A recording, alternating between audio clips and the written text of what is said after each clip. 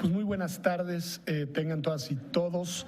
Es un gusto llegar a esta última etapa del evento que nos ha convocado desde el día de hoy aquí en el Instituto de Investigaciones Jurídicas y que, como ustedes saben, ha sido convocado por el COPRED, por el CONAPRED, por la Secretaría de Gobernación a través del CONAPRED y por esta Universidad Nacional Autónoma de México a través del Instituto de Investigaciones Jurídicas, y en el cual hemos analizado, y lo digo en plural porque yo tuve la oportunidad de estar el día de hoy en una de las mesas, sendas distintas sentencias vinculadas con el tema del derecho a la no discriminación, sentencias que, debo decirlo, en todos los casos provienen en la ponencia original del ministro Alberto Pérez Dayán, ministro de la Suprema Corte de Justicia de la Nación, a quien le agradecemos en verdad que se haya tomado el tiempo en un día además de sesión en la Corte para venir hasta el sur de la ciudad a acompañarnos en este instituto. En verdad, ministro, muchas gracias por estar el día de hoy. Como siempre, bienvenido, como siempre un gusto tenerte con nosotros, en verdad, ministro. Muchas gracias. Y por supuesto, y con esto yo concluiría mi intervención, un agradecimiento de nueva cuenta tanto a Alejandra Haas por la iniciativa de que tuviéramos este conversatorio y también a Geraldina González de la Vega por lo mismo, por estar hoy, y felicidades a ambas porque creo que el resultado ha sido un resultado para todos, incluyéndome a mí, sumamente prometedor. Al saludarlas y al platicar con ellas ahora, me dijeron algo que me da mucho gusto, que es que ya imaginaron otros seminarios que vamos a llevar a cabo juntos y que yo lo que les contesté es que para eso está este instituto. Así que me da mucho gusto que lo hagamos y muy buenas tardes y muy buen provecho a todas y a todos. Me tengo que retirar. Ministro, bienvenido. Te quedas en tu casa en la mejor anfitrionía posible. Gracias, Alejandra. Gracias, Geraldina. Con permiso. Muchísimas gracias por las palabras al director del Instituto de Investigaciones Jurídicas de la UNAM, Pedro Salazar Ugarte. Me voy a permitir presentar a quienes se encuentran con nosotros en este presidium para dar inicio a la clausura de este conversatorio sobre criterios judiciales en materia del derecho a la no discriminación. Se encuentra con nosotros la presidenta del CONAPRED, Alejandra Haas Pasiuk, también la presidenta de COPRED, Geraldina González de la Vega, y al ministro Alberto Pérez Dayán, ministro de la Suprema Corte de Justicia de la Nación. Bienvenido, bienvenidas. Bien, pues para dar las conclusiones, antes de pasar a la presentación que nos tiene preparada el ministro, doy y cedo el uso de la voz a Alejandra Haas Pasiuk, presidenta del Consejo Nacional para Prevenir la Discriminación. Bueno, pues le propongo a Geraldina que yo dé las conclusiones de las mesas 1 y 3 y tú des las de las 2 y la 4 para que nos toquen las mesas contrarias a las que moderamos. Sobre la mesa 1, acceso a la educación básica sin discriminación, lo primero que se dijo es que, bueno, la educación inclusiva el derecho a la educación se encuentra expresado en una diversidad de tratados internacionales, lo cual obliga, de los que México es parte, lo cual obliga al Estado a garantizar el derecho, y el derecho a la educación inclusiva está claramente consignado en la Convención sobre los Derechos de las Personas con Discapacidad, y también se hizo hincapié en que es un derecho que, además de ser en sí mismo un derecho, es esencial para el ejercicio de otros derechos. También se dijo que cuando las cuestiones jurisdiccionales atienden a cuestiones estructurales, tendrían que meterse, como lo hace en este caso la sentencia, a las definiciones conceptuales que permiten entender el problema de fondo y de conceptualización y no nada más resolver de manera superficial el problema. Además, se dijo, y se dijo eso pues varias veces, que tendrían que tener efectos generales las sentencias, porque justamente es lo que permitiría hacer transformaciones estructurales. Se habló del tema de ajustes razonables y se dijo que se tendrían que generar ajustes razonables con la participación de las personas para lograr que el cambio en el entorno conlleve a un cambio también en las dinámicas familiares, educativas y sociales, que no nada más son cambios en la accesibilidad arquitectónica, sino cambios que realmente sean que consideren todas las dimensiones de la inclusión. Pedro Salazar habló acerca de cómo los operadores de justicia, pero no solo los operadores, los académicos, las académicas y las personas que están en el ámbito del derecho y de la justicia pueden o ser reproductores de estereotipos y prejuicios conservadores en el sentido de conservar el estado de cosas como está, o pueden ser realmente activistas, actores de cambio que puedan permitir evolucionar hacia una interpretación más incluyente de los derechos. Se dijo también que en particular el caso al que nos referíamos en ese momento, un joven con trastorno de déficit de atención, era un caso específicamente relevante, no nada más por tratarse del derecho a la educación, sino porque este joven pertenece a una serie de categorías como persona perteneciente a varias categorías sospechosas. Se dijo que finalmente el amparo es acotado porque solo decide un caso en particular y que los criterios que se establecen no necesariamente atienden a todas las discapacidades, pero sí se dijo que el análisis de la Corte tiene una perspectiva de inclusión que sí atiende a que todas y todos los niños estén en espacios compartidos de educación y que puedan disfrutar de manera conjunta del acceso a este derecho. Y finalmente se habló acerca de la importancia de que la educación inclusiva sea un proceso continuo que cuente con la participación de todas las personas con discapacidad que puedan realmente ser parte de este tema, ¿no? Luego se habló, dije que me iba a saltar la que me tocó moderar a mí, la de pensión por viudez. Entonces me iría a la de prohibición de pruebas de detección de VIH al personal médico como requisito de contratación.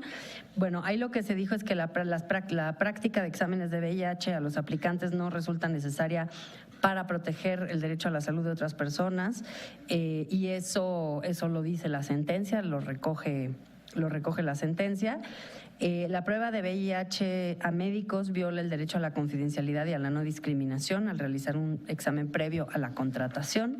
Se dijo también que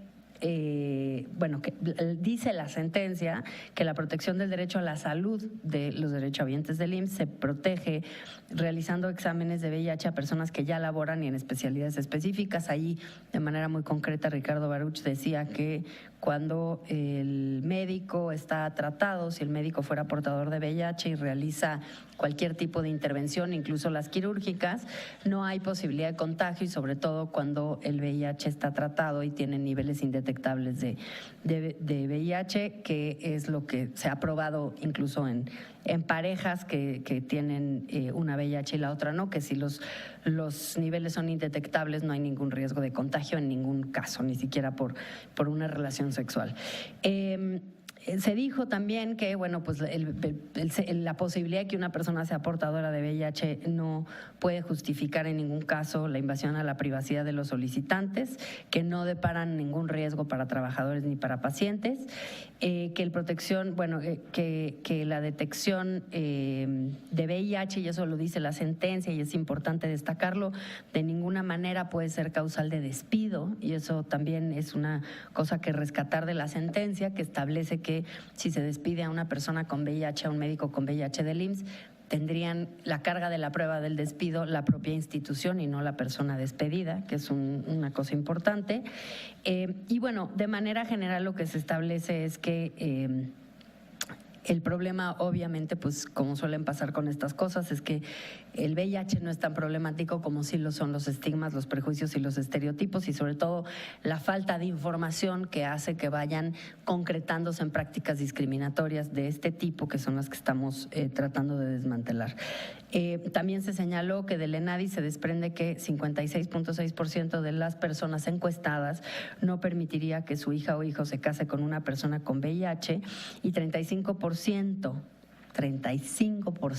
cree que convivir con una persona con VIH depara un riesgo. O sea que realmente tenemos todavía un gran desafío por delante. Yo ahí agregaría si ustedes van a la papelería y compran una monografía del VIH, verán lo espeluznantes que son los prejuicios y los estereotipos acerca de quiénes son portadores de VIH y cómo se transmite, pero hagan el ejercicio y vean nada más cómo es que estamos enseñándole a las niñas y a los niños.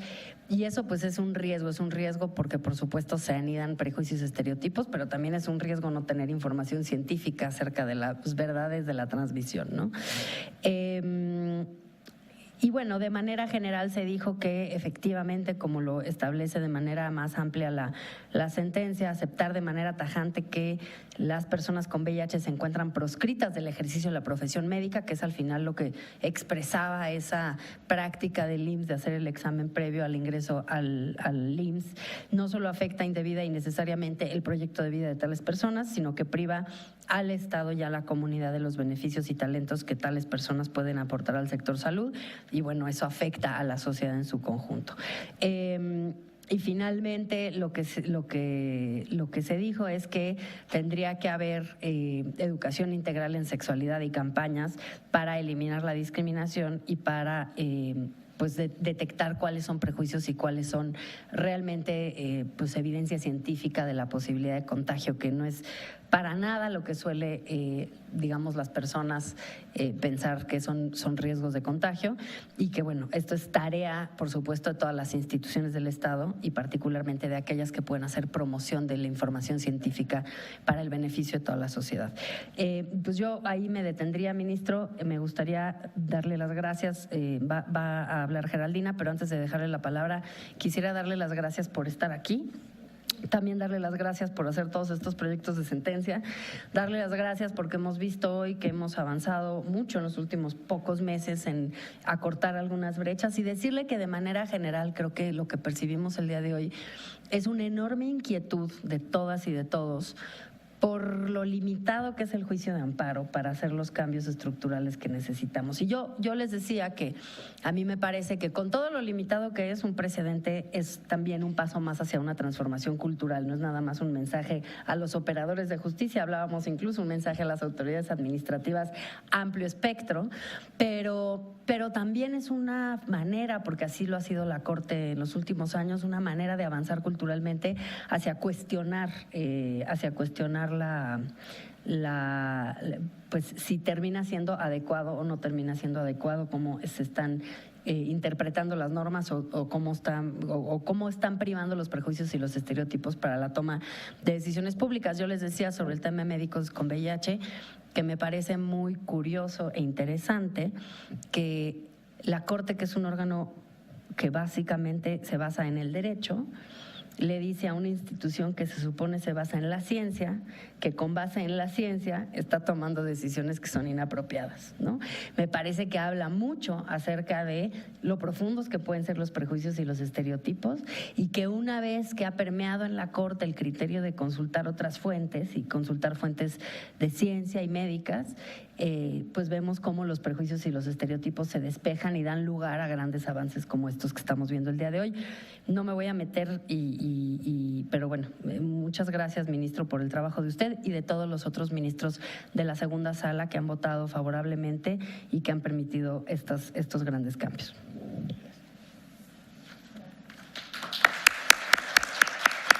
Muchas gracias por estas conclusiones de la mesa 1 y 3. Vamos a dar la voz a Geraldina González de la Vega Hernández para las conclusiones de la mesa 2 y 4. Muchas gracias. También me uno al agradecimiento al ministro Pérez Dayán por su presencia en este conversatorio tan importante para nosotras. Y debo decirlo porque tradicionalmente quienes damos seguimiento a las labores de la Corte, pues casi no volteamos a ver a la segunda sala. Pero ahora estamos volteando a ver a la segunda sala con sentencias muy relevantes que no solamente reconocen derechos, sino que además van más allá de los efectos siempre tan tradicionales y tan acotados del amparo. Entonces, verdaderamente me parece que el ejercicio de hoy coloca estas sentencias de la ponencia del ministro y sentencias de la segunda sala pues a la segunda sala en una nueva perspectiva en donde podemos ver que realmente también tenemos la posibilidad de lograr cambios desde la segunda sala a partir de las materias administrativa y laboral que tradicionalmente quienes estamos preocupadas por darle seguimiento a la labor de la Corte, pues un poco habíamos visto que no era un área que provocara tantos cambios como la materia civil y la penal de la primera sala. Entonces me encanta esta idea de ver que realmente podemos hacer muchas cosas a través del amparo, si bien han habido, se han pronunciado, y me cuento entre las que más lo han machacado, las cuestiones sobre el alcance de las sentencias de amparo, porque realmente me preocupa mucho que, sobre todo en el tema del derecho a la igualdad y a la no discriminación, el entendimiento tradicional del amparo como efectos, que tiene efectos únicamente entre las partes y que tiene la vocación de restituir los derechos violados, pues se queda corto para entender qué es lo que tiene que hacer la justicia para reparar los derechos violados cuando una persona que pertenece a un grupo de atención prioritaria ha sido discriminada. Este ha sido uno de los temas que ha estado en todas las mesas, lo mismo que la importancia de la perspectiva estructural, que me parece que las sentencias que revisamos el día de hoy también tienen esta perspectiva de resolver los problemas desde un punto de vista estructural, y por supuesto los temas sobre pues el alcance del control de convencionalidad, el alcance de qué podemos hacer las autoridades administrativas justamente para avanzar en esto. También quisiera yo decir que es muy importante lo que estamos analizando, porque la Suprema Corte de Justicia apenas a finales de la novena época es cuando empieza a desarrollar sus criterios de igualdad y no discriminación. Entonces, en realidad estamos hablando de apenas, me atrevo a decir, unos 9, 10 años en donde hemos avanzado muchísimo y tenemos criterios de avanzada con respecto a nuestro propio amparo, pero también con respecto a sentencias de otros lugares del mundo. Y algo que siempre me llamó mucho la atención es de que en México ya teníamos sentencias de matrimonio del mismo sexo, para personas del mismo sexo, la Corte de Estados Unidos no, y fuimos pioneros en eso, pero aún así, justo por los alcances limitados del amparo, seguimos peleando en esos casos. Entonces, ese tipo de contrastes hay que ponerlos sobre la mesa para ver desde el litigio y desde la justicia qué podemos hacer para que esto sea posible. Bueno, con eso dicho, me paso a las conclusiones de la mesa 2, en donde se revisó el amparo directo 319 de 2017 y la resolución por disposición 9 del 2015, que se refiere a la pensión por viudez de parejas heterosexuales. En esta mesa se habló sobre la relevancia de los casos ante la Corte, que visibilizan, transforman, provocan cambios, el poder de los conceptos.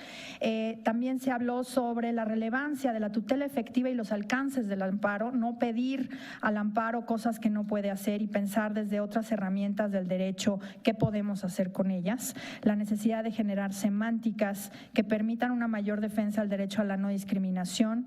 Asimismo, hablar sobre cómo muchas leyes, cómo las normas están basadas en roles de género tradicionales, como el sexismo todavía pervive en nuestras leyes para poder pues generar estos cambios y para poder a través de las herramientas como la perspectiva de género pues destacar estas diferencias y desterrarlas. El patriarcado como fundamento de la ley, que se pide más requisitos justamente a los hombres para el hecho de para acceder a la pensión de viudez, porque se asume que se encuentran en una situación de superioridad económica con respecto a las mujeres, que uno de los principales argumentos que han impedido la transformación de la ley del IMSS ha sido la justificación del tema patrimonial y presupuestario de la institución, además de la falta de mecanismos efectivos para hacer cambios estructurales en la legislación. Se discutió de manera importante la necesidad de tener presupuestos con perspectiva de derechos humanos, las disposiciones que son discriminatorias cuando no se basan en criterios objetivos, razonables y proporcionales. La pregunta para revelar la discriminación se planteó es si hay un mecanismo efectivo para justificar esta diferencia de trato. También se discutió la cuestión de las fuerzas políticas para hacer los cambios en las leyes, sobre cómo podemos justamente cambiar leyes que tienen décadas de existir y que no permiten un cambio justamente por los temas que conllevan, en este caso temas de seguridad social que traen carga política bastante fuerte. Definir cuáles son los derechos que deben ser universales con base en el derecho internacional para el acceso a la seguridad social. Se hablaba concretamente del derecho a la salud, del derecho a las guarderías, del derecho a una pensión, y el problema que he referido que no es solo un tema de leyes, sino también del diseño e instrumentalización de las políticas públicas. Con respecto, esto es a la mesa 2, y me paso entonces a la mesa 4, en donde se analizó el amparo directo 9 del 2018 sobre trabajo del hogar y seguridad social. Aquí fueron 3 participaciones muy distintas cada una, y lo pongo así porque me parece que cada una de las participantes puso sobre la mesa distintas cuestiones. En el caso de la primera ponente, se habló sobre un recuento histórico sobre el trabajo del hogar, que nunca ha sido regulado, ni en jornada de trabajo, ni pago de horas extras, ni aguinaldo, ni vacaciones, en general que no hay un acceso pleno a los derechos laborales. Y se hizo un análisis de la sentencia destacando algunos puntos novedosos, como son que se tomó en consideración las normativas internacionales, que se realizó el test de escrutinio estricto para determinar que la norma excluye a las trabajadoras del hogar, que en la práctica esto implica la exclusión de las mujeres, siendo la mayoría de las trabajadoras del hogar mujeres, que existe una discriminación indirecta por este no reconocimiento de los derechos laborales y concretamente la inscripción a la seguridad social, que esto provoca, por supuesto, mayor marginación laboral entre hombres y mujeres, concluyendo la Corte que esto excluye a las trabajadoras y los trabajadores del hogar, y esto es violatorio del derecho de acceso a la seguridad social. Una observación que se hizo sobre esta sentencia me parece muy pertinente destacar es que es una sentencia que hace política pública, pues llama tanto al IMSS para generar este programa piloto como al Congreso de la Unión para generar las modificaciones necesarias. Entonces, esto me parece uno de los efectos más importantes y más destacables de esta sentencia.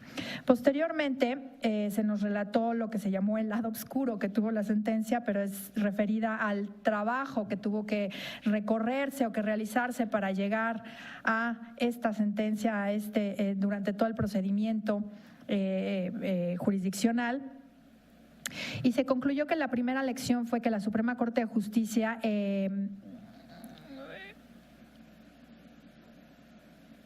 espérenme, porque está un poco redactado esto.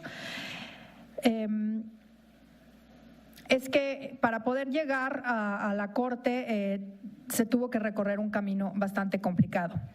También se realizó un análisis sobre que el capítulo de derechos laborales es históricamente excluyente y que la Constitución de 1917, en su redacción original, el artículo 123, no reconocía, no dividía, digamos, los derechos laborales en apartado A y en apartado B, sino que en general se reconocían derechos a todos los trabajadores, y posteriormente, a golpe de reformas, se fueron excluyendo, se fueron regulando justo para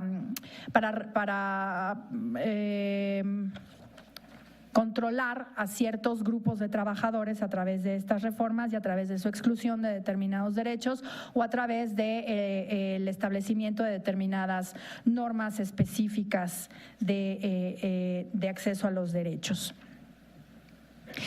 También se habló de que hay una negación de los derechos de las trabajadoras por considerar que su trabajo es especial y que por lo tanto esta sentencia es muy importante en este sentido porque pues reconoce que es un trabajo igual que otros, pero también se destaca que va a ser muy importante ver cómo se van a lograr estos resultados.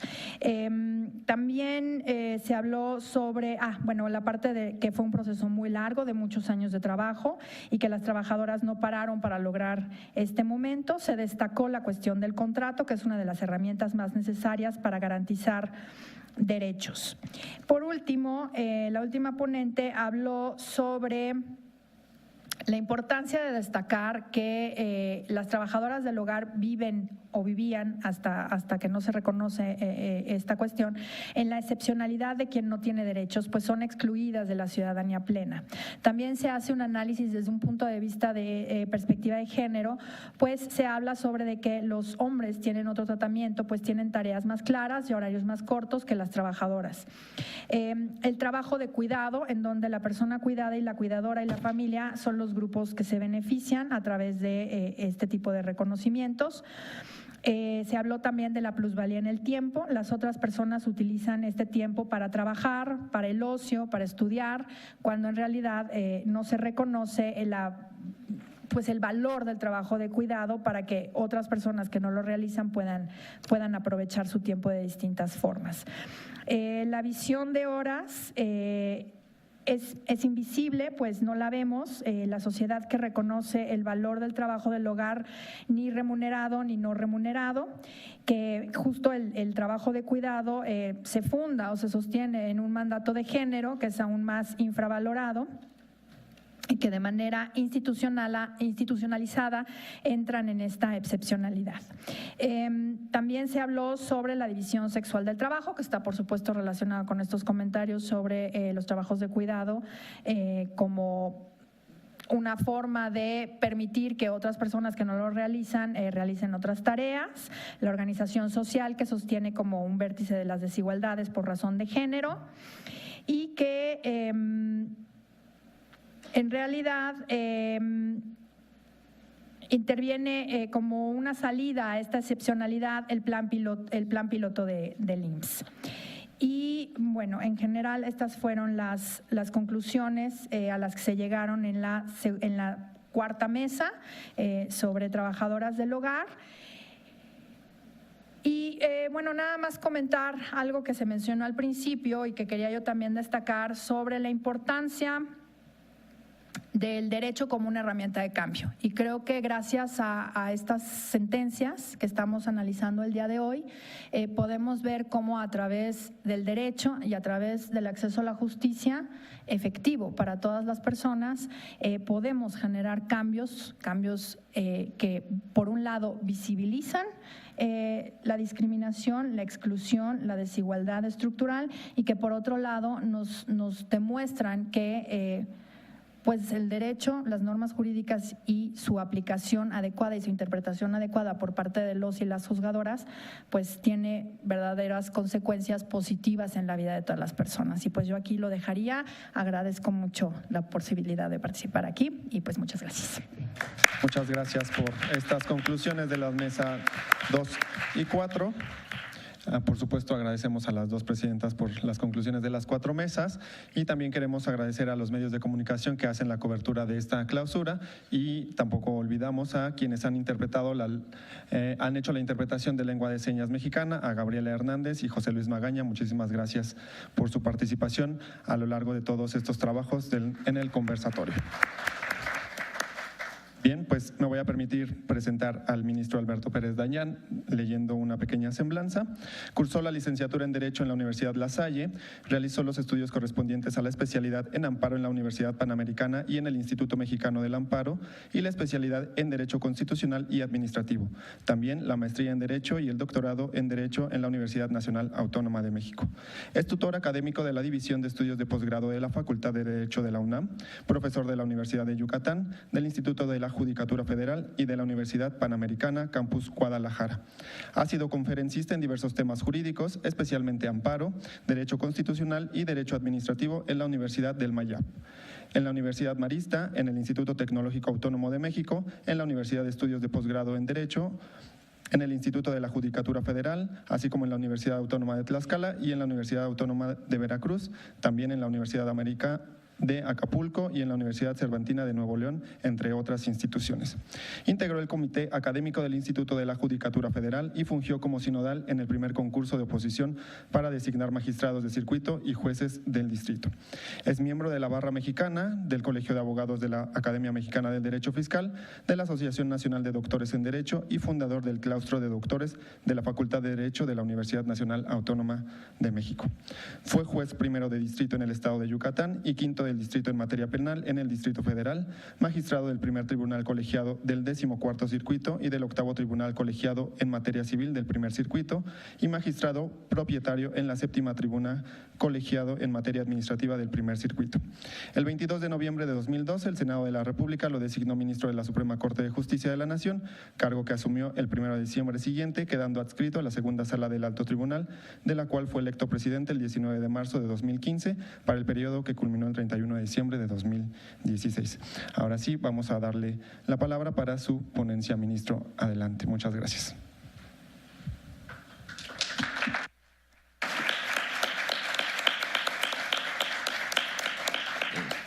Muchas gracias, muy buenas tardes a todos.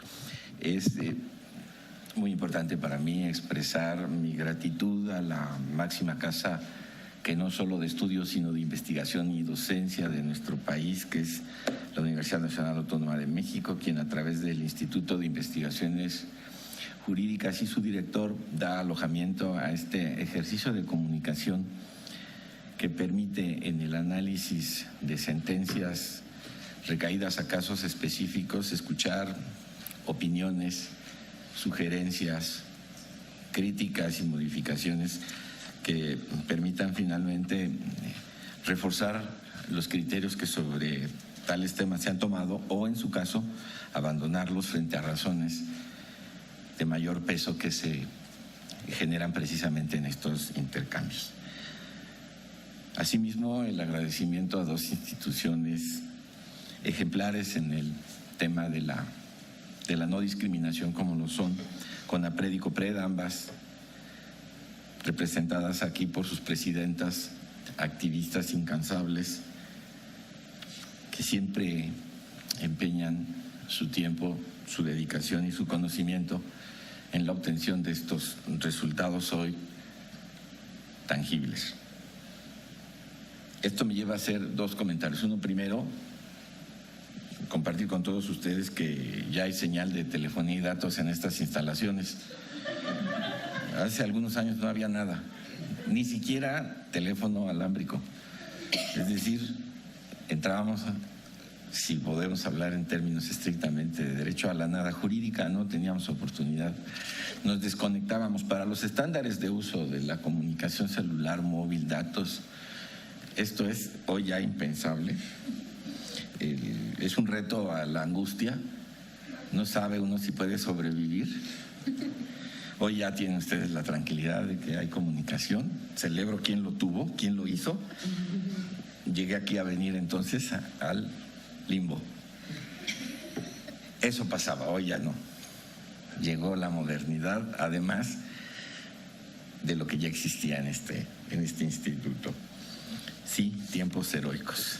Dos, la oportunidad de compartir en las manos expertas de quienes viven todos los días los temas de discriminación real, los alcances, los objetivos, los propósitos del trabajo judicial, que, como decía, permiten sopesar opiniones, encontrar nuevas formas de producción jurídica, ideas, y ya después, una vez resueltos los cuestionamientos particulares, poder evaluar si es que efectivamente, tal cual fueron resueltos, alcanzan el objetivo que con ellos se pretendía. Fueron 4 los temas aquí abordados: acceso a la educación básica sin discriminación, pensión por viudez tratándose de parejas heterosexuales, pruebas de detección VIH-Sida y trabajadoras del hogar. Temas verdaderamente importantes que, gracias a la participación decidida de organizaciones como COPRED, como CONAPRED, y de organizaciones también altruistas, han permitido llevar casos emblemáticos hasta los tribunales, lo que hoy llamamos en muchos de los ámbitos litigio estratégico, para lograr precisamente el pronunciamiento sobre estos temas tan sensibles y el inicio de un cambio. El cambio que la jurisdicción permite a través del planteamiento de los distintos casos ante las instancias jurisdiccionales. Además de estos temas, como ya aquí se ha referido, hay muchos otros que la producción jurisprudencial ha abordado.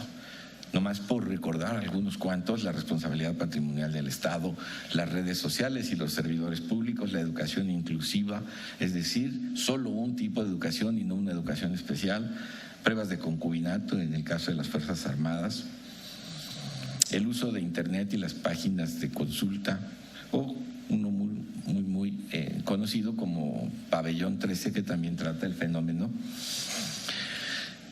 de la posibilidad de interacción en las instituciones de cuidado sobre las personas poseedoras del VIH-Sida.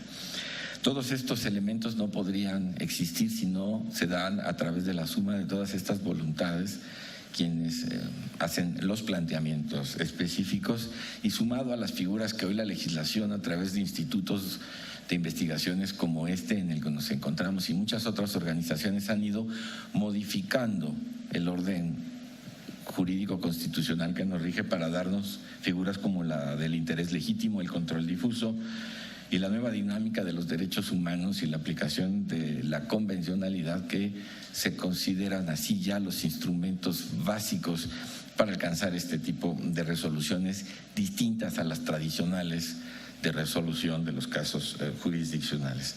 La fuente de todos ellos, una persona interesada que padece el problema, las instituciones que tienen precisamente por objetivo prevenir y erradicar este tipo de prácticas, las organizaciones voluntarias, ONGs, que permiten a través de cada uno de estos casos llevarlos ante la jurisdicción, y desde luego la difusión que de cada uno de estos hacen a través de las nuevas formas de expresión y de comunicación solidaria que existen al alcance de todos. Además de los casos tratados con ustedes, pues hablé yo de responsabilidad patrimonial del Estado. ¿Qué exige este nuevo criterio? Recuerden que la responsabilidad civil del Estado fue una conquista del derecho civil buscando que aquellos daños que nos cause el Estado en su actividad puedan ser resarcidos. Sin embargo, durante 70 años la responsabilidad civil del Estado se persiguió por la vía judicial. Tendríamos que acudir ante un juez para hacer que el Estado nos reparara un daño que se nos causaba. Y la interpretación que se hizo a los artículos de la codificación que regulaban este fenómeno expresaba contundentemente que el daño era reparado directamente por el servidor público, y ante la falta de recursos para así hacerlo, el Estado subsidiariamente entraba a responder. Sin embargo, para poderlo probar ante los órganos jurisdiccionales era necesario demostrar que el servidor público tuvo la voluntad de causarme el daño. Entrábamos en un terreno de la subjetividad que provocó que durante 70 años hubiera muy pocas condenas, llevando entonces al ámbito administrativo la posibilidad de que hoy el Estado no resarza por los daños que la administración irregular nos cause. Criterios de avanzada en estos temas.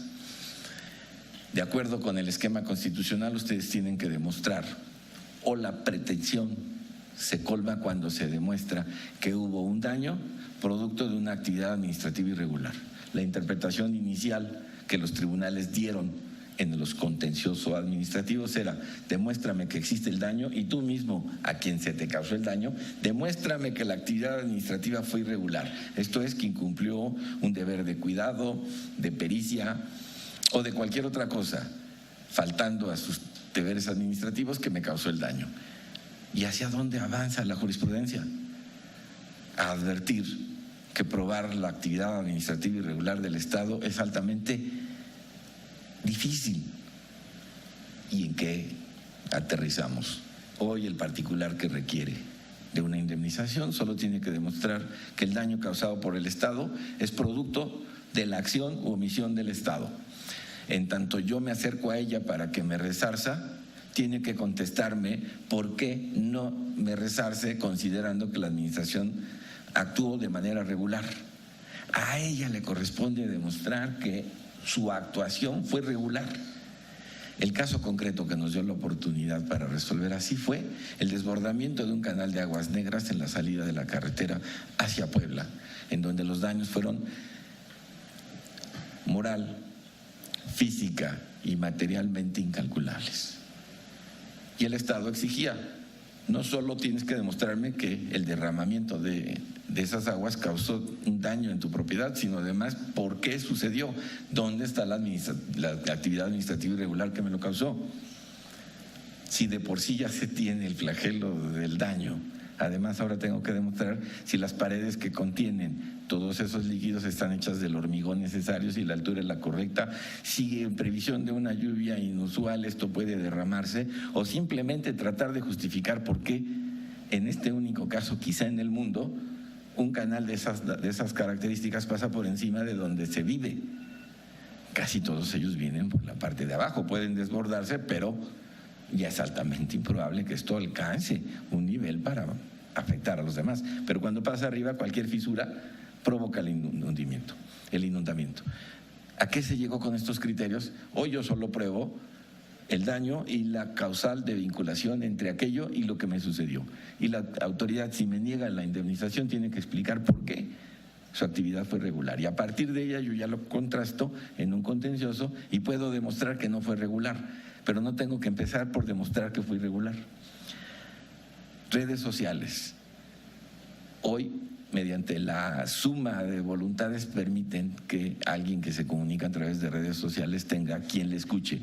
Si un servidor público utiliza las redes sociales para comunicar los alcances de su administración, los logros o las condiciones o información de lo que está haciendo, y decide desconectar a un usuario porque le es hostil, al haber decidido que la forma de comunicación de su gestión administrativa es precisamente esa, no tiene el derecho de desconectarlo de su red de usuarios. Si decide cancelar su sistema de información a través de redes sociales, no habrá ningún problema.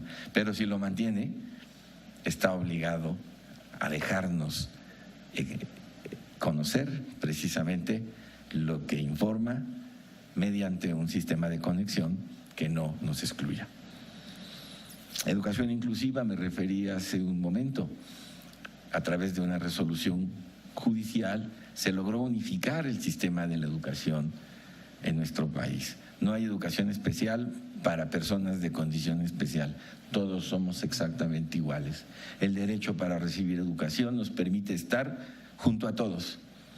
Es voluntad de cada quien, de sus tutores, de los padres, del menor, decidir que por las condiciones específicas debe recibir una educación especial. De inicio debe estar integrado, incluido en la educación de todos. Otro de los avances en estas materias. Pruebas de concubinato, hace poco lo resolvimos, fue complicado. Fuerzas Armadas dicen a la muerte del servidor activo, quien haya sostenido una relación de concubinato en los términos que establece la ley, 5 años en condiciones de convivencia familiar, tiene derecho a la pensión. Sin embargo, la legislación dice, la única manera de probar el concubinato tratándose de las fuerzas militares es que el miembro activo la haya o lo haya inscrito como tal en el registro correspondiente. De suerte que si fallece el servidor de las Fuerzas Armadas y la persona con quien tenía una relación de concubinato no está inscrita, de acuerdo con la ley, no tiene ninguna otra posibilidad de probar esa vinculación si no es a través de la inscripción que él hizo. Se declaró inconstitucional la norma que me inhibe a mí la posibilidad de probar la relación de concubinato a través de cualquier otro medio probatorio y no solo privilegiar el que me haya inscrito. Parecería difícil entender hoy, en pleno siglo XXI, que solo por la inscripción que hizo el servidor en activo queda aprobada la relación de concubinato, aunque esta no exista. Y una última, había comentado, Internet, el uso de los sitios de Internet.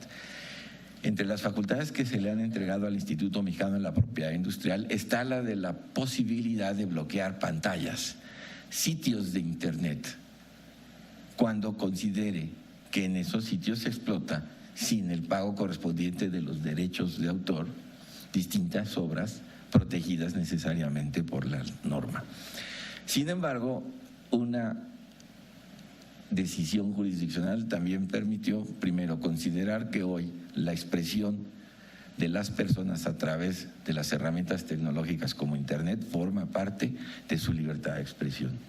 Y si bien es cierto que la facultad entregada a los órganos constitucionalmente hechos para tales fines como es la protección de la propiedad, que también es un derecho humano, tiene como objetivo impedir que esto así suceda y toma medidas radicales como dicen ellos, bajar del sistema una página, tiene necesariamente que explicar las razones por las que ha apagado esa página completa. Solo porque hay un indicio de que hay la explotación de alguna obra protegida por el derecho, como pudiera ser la consulta de un libro, he decidido que esta página deja de consultarse. Esa página puede ser un instrumento de comunicación y también una herramienta de libertad de expresión. Se limitó entonces a estos organismos cuyas facultades legales les permiten proteger otros derechos a ser consecuentes con las facultades que las propias leyes les entregan. De suerte que hoy es limitar una libertad de expresión, ordenar indiscriminadamente el cierre de una página solo con el argumento de que ahí se explota una obra protegida. En tanto, también hay instrumentos que tecnológicamente permiten bloquear específicamente el contenido cuyos derechos está siendo infringido y permitir que los demás canales de comunicación se mantengan abiertos. Todas estas decisiones las toman los tribunales, pero los ponentes solo somos el reflejo de toda una labor de equipo. Compañeros, secretarios, auxiliares, escribientes, secretarias, todo el trabajo de una ponencia trae como resultado un proyecto. El ministro solo se encarga de echarlo a perder. Cuando subsiste la prueba, se convierte en una resolución y quizá haga una jurisprudencia. Para eso estamos. Hacemos nuestro mejor esfuerzo para no echar a perder las cosas. Pero créanme, en esos intereses, creo que la ponencia tiene que ser temeraria, pero no imprudente.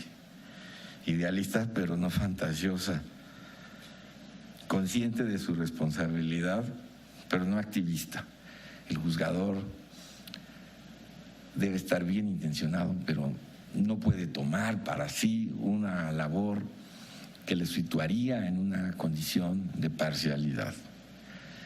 No hacemos política pública en lo general cuando las condiciones lo permiten, como bien lo expresó la doctora de la Vega. Se da la oportunidad entonces, digamos, la libertad de hacer o acompañar la política pública a través de una decisión. No vamos a decidir dónde y cómo poner hospitales, dónde y cómo abrir jardines, dónde y cómo establecer paradas de autobús. Cuando las condiciones nos lo permiten, acompañamos la exigencia social y el resultado provoca, a través de su difusión, cambios estructurales que nos hacen no crear política pública, acompañar la política pública en función de necesidades concretas planteadas en demandas por ustedes, con argumentos de ustedes y para ustedes.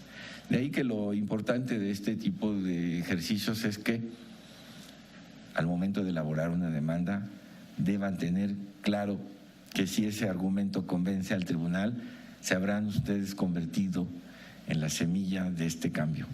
Es en donde invitamos a todos a que la creación, el ingenio, el compromiso, la responsabilidad y la buena voluntad traigan demandas que hagan que los juzgadores entiendan lo que ustedes plantean y acompañen esta política pública para alcanzar estos resultados. Antes que nada, si no ha sido por una demanda, ninguno de estos resultados hubiera existido y esta demanda no se hubiera formulado normalmente por quienes hubieran afectado o se hubieran visto afectados por una acción u omisión del Estado, sino por la compañía de activistas que creyeron en el sistema y que hicieron los planteamientos necesarios para quizá, si quieren hasta así decirlo, no dejarle de otra a los tribunales y resolver así. Yo con esto quiero agradecer la intervención. De verdad es todo un reto estar frente a activistas de este calado, pero la contribución, por mínima que esta resulte desde mi particular óptica, de verdad se hace de la mejor buena voluntad, en el ánimo de encontrar las soluciones que más puedan responder a los intereses superiores de la jurisdicción y muy en lo particular en la defensa de los derechos humanos como cometido de la nueva filosofía jurisprudencial que la Corte ha emprendido. A partir de ello, la comunicación con los compañeros, la configuración de las ideas y finalmente los resultados que las sentencias nos traigan serán precisamente objeto y sujeto de comentario por este tipo de ejercicios, los cuales yo en lo particular agradezco no solo que existan, sino que además me dejen venir. Muchas gracias a todos. Muchas gracias, ministro Alberto Pérez Dayán, por su interesante intervención, sus palabras, su mensaje en esta clausura del conversatorio sobre criterios judiciales en materia del derecho a la no discriminación. Vamos a entregarle una constancia por parte de la maestra Geraldina González de la Vega por su participación en este conversatorio.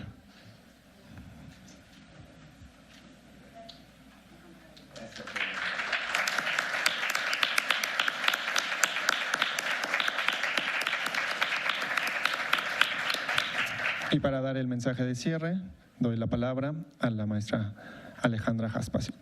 Pues sí, no, la verdad es que no hay mucho más que decir. Creo que con la ponencia del ministro cerramos con broche de oro a esta jornada de reflexión. Les agradezco muchísimo. Hay muchas personas aquí que llevan todo el día desde las 9 de la mañana, que han atendido con mucho interés y con mucha concentración lo que se ha dicho acá. Creo que al final lo que se siente, ministro, tanto en las sentencias como en su mensaje, es una gran cercanía de la Corte con las personas. Creo que ese ha sido históricamente un desafío, esta brecha que hay entre lo jurídico y la vida cotidiana, y creo que una de las tareas más importantes que tenemos las instituciones como CONAPRED y como COPRED es ser puentes de correas de transmisión entre las importantes decisiones que se toman en la Corte y el impacto que eso puede tener en la vida de las personas. Entonces, le agradecemos mucho su presencia, le agradecemos mucho a usted y a la sala sus precedentes, sus jurisprudencias, los avances, y esperamos mantener la comunicación y también la posibilidad de realizar actos como este de divulgación que nos permitan que las personas que también nos están viendo por webcast y aquellas que están aquí presentes pues puedan saber que sus vidas y las vidas de todas y de todos son positivamente impactadas por el trabajo de la Corte. Muchas gracias. Bien, pues el Instituto de Investigaciones Jurídicas de la Universidad Nacional Autónoma de México, el Consejo Nacional para Prevenir la Discriminación, CONAPRED y el Consejo para Prevenir y Eliminar la Discriminación de la Ciudad de México les dan las más sinceras gracias por habernos acompañado en este conversatorio sobre criterios judiciales en materia del derecho a la no discriminación. Que pasen una muy buena tarde.